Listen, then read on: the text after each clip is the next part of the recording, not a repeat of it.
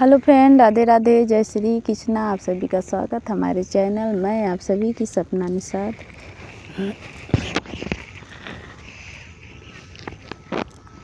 ये देखा हम घास काटे है और ये वीडियो बनाई वो खेते में। आज हम भजन गीत सुनाए, बहुत प्यारा गीत, आप लोग जरूर सुनिए। रण बीच थामे बालड़ैया है रावणवा पापी। रण बीच थामे बालड़ैया है रावणवा पापी। जेवना बनावत रहली सेज पे सजावत रहली। जेवना बनावत रहली सेज पे सजावत रहली। जेवतई की दैया रणमा चवलै रावणवा पापी। जेवतई की दैया रणमा चवलै रावणवा पापी। रण बीच थामे बालड़ैया है रावणवा पापी।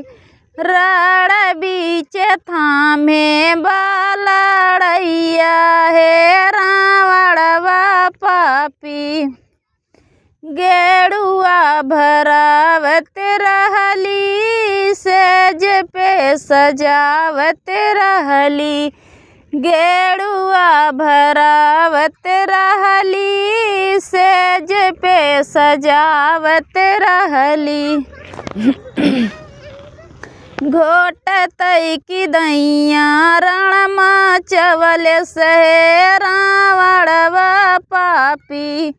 घोटतई की दैया रणमा चवल से रावणवा पापी।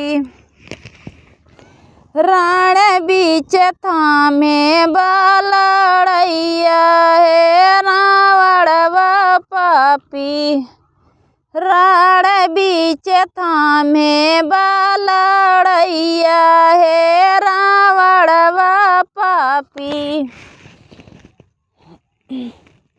बीरवा जोरावत रहली सेज पे सजावत रहली।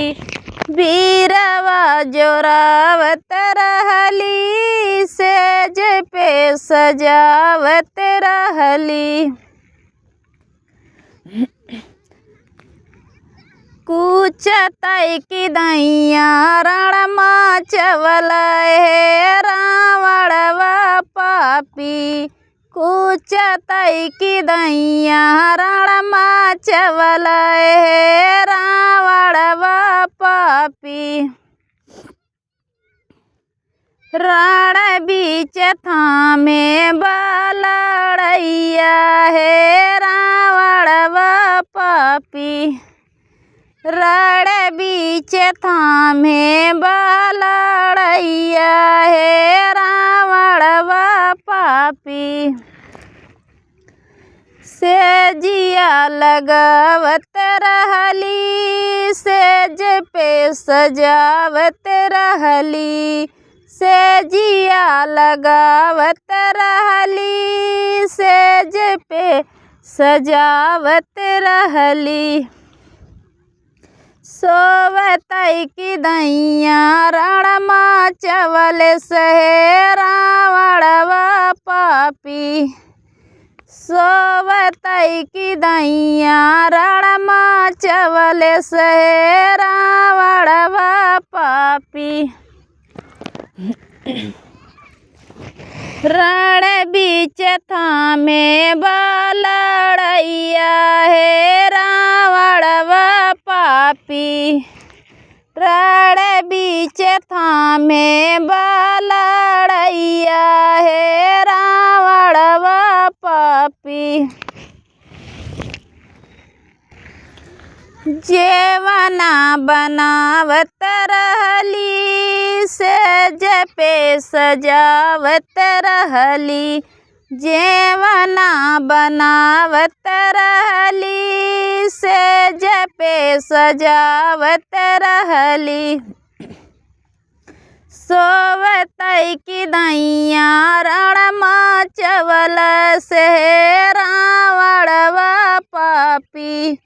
सोवतई की दैया रणमा चवल से रावणवा पापी। रण बीच थामे बालड़ैया है रावणवा पापी।